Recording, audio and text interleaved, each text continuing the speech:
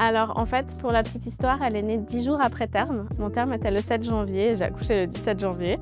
À terme plus 9, elle m'a donné rendez-vous à l'hôpital, pour, justement, contrôler, savoir, s'il fallait déclencher, s'il fallait prévoir quelque chose ou, voir un peu, discuter de la suite.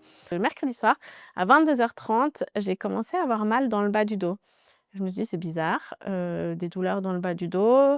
Puis je me suis dit: «Bon, c'est peut-être parce que j'en ai fait beaucoup aujourd'hui», et impossible de m'allonger, impossible de me reposer. Je me suis quand même mise dans mon lit, mais je tournais de droite à gauche, de gauche à droite. Puis en fait, j'ai jamais perdu les os. Je me suis levée et les douleurs commençaient à devenir plus intenses, mais toujours dans le bas du dos. Et du coup, au bout de quelques heures, j'ai réveillé mon conjoint en disant: il y a quelque chose qui se passe, mais je ne sais pas quoi exactement. J'ai mal dans le bas du dos, ça devient de plus en plus intense et il y a des coupures. En fait, j'ai comme des contractions, mais dans le bas du dos et pas dans le bas du ventre. Et du coup, il a appelé, le service, gynécologique ici et il est tombé sur Leïla, la sage-femme qui nous avait donné les cours de préparation à l'accouchement. Et du coup, il lui a expliqué les symptômes que j'avais et elle a dit: Effectivement, c'est des contractions» et puis elle nous a demandé de calculer à peu près tous les combien de temps j'en avais et à ce moment-là, c'était déjà toutes les 5 minutes. Donc elle nous a dit de venir. On est arrivé à la maternité, c'était 2 heures. Alors, du coup, c'était Leïla, on la connaissait bien et elle a su vraiment nous calmer, nous expliquer, étape après étape qu'est-ce qu'elle allait faire. Elle m'a mis un monitoring, elle a regardé mes contractions et puis c'est là où elle m'a dit: Effectivement, c'est toutes les 3 à 5 minutes». Mais en fait, j'avais des contractions qui étaient très rapprochées, mais très courtes, donc il y avait pas beaucoup d'effet sur mon col. Mais elle m'a tout de suite dit: «Mais on va vous garder».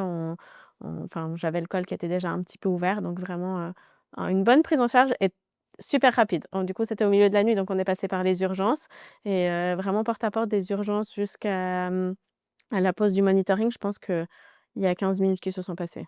Donc vraiment très, très, très rapide parce qu'il y a eu aussi l'inscription, j'avais fait aussi l'inscription avant, à la maternité, avec ma gynécologue, puis j'avais eu l'entretien aussi quelques semaines avant, avec la sage-femme pour mon séjour en maternité.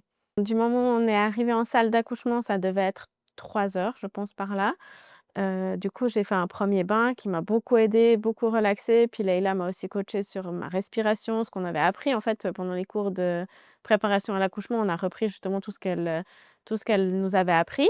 J'ai très rapidement quand même demandé la péridurale à 8h30 du matin, entre 8h30 et 9h et ça a été aussi tout de suite fait. J'avais aussi cette appréhension du moment où je demande si je peux avoir la péridurale, de devoir attendre quelques heures avant de l'avoir, avant de voir l'anesthésiste et puis d'avoir la péridurale et en fait non, ça a été super, super rapide. L'anesthésiste m'a vraiment bien expliqué tout ce qui s'était passé. Du moment où j'ai eu la péridurale, j'ai très bien vécu après, toute ma journée où, je pouvais faire du ballon, je pouvais bouger, je pouvais, marcher, ce qui a beaucoup aidé aussi et puis les sages-femmes m'ont aussi expliqué, voilà, qu'est-ce qu'elles allaient faire, comment elles allaient regarder, contrôler mon col. Mais c'est vrai que ça a été très long, mon col s'est ouvert, je crois à 16h, j'étais à 4 centimètres. Donc en sachant que j'étais arrivée à 2h du matin, c'était très, très long. Mais après, elles m'ont posé, aussi, la question si elles pouvaient rompre la poche des os et c'est à ce moment-là, du coup, que ça a été super rapide, après. La sage-femme est venue pour nous dire, j'étais déjà à dilatation complète depuis un moment, mais du moment où elle m'a mis l'ocytocine, elle m'avait dit: «Ça va pas arriver tout de suite non plus, essayez de vous reposer, de prendre des forces» et du coup, quand elle est venue 2 heures plus tard pour me dire: «Madame Lianza, je crois que maintenant c'est le moment», ben, elle m'a posé la question si je voulais un gynécologue ou si avec elle ça suffisait donc finalement j'avais mon conjoint j'ai accouché sur le côté donc j'avais mon conjoint sur mon côté, gauche, la sage-femme qui était prête à accueillir et puis qui me coachait en fait sur ma respiration, sur la poussée et c'était vraiment en mode, cocooning en fait, vraiment un moment tout calme, tout tranquille, tout plein d'apaisement et puis, du coup, Eleonora est née, on me l'a tout de suite posée sur moi, puis je pense comme tous les parents, c'est le bonheur et non, c'était magique.